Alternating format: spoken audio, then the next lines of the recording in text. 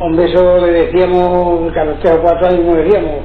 Primeramente era de rotura, cuando se roturaba era la lechera. Luego se daba 3 o 4 años por esa edad, le decían de 3 años o de 2, o sea que depende de cómo, y otros se la hablaban todos los años. Porque aquí los huertos, aquí alrededor del pueblo se la hablaban todos los años. ¿A arrancar las raíces de las malas hierbas le dan algún nombre? De hierba.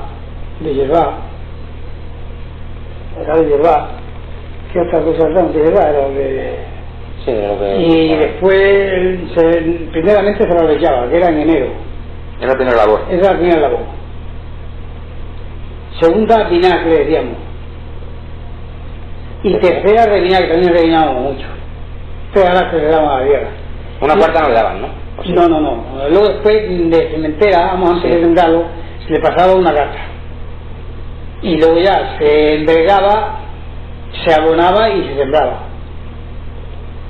¿Y a lo que se hacía con la rastra, cómo le llamaban?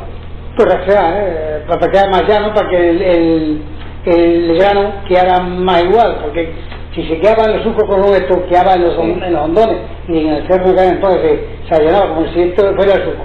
Se allana, entonces queda esto llano y queda esto por igual.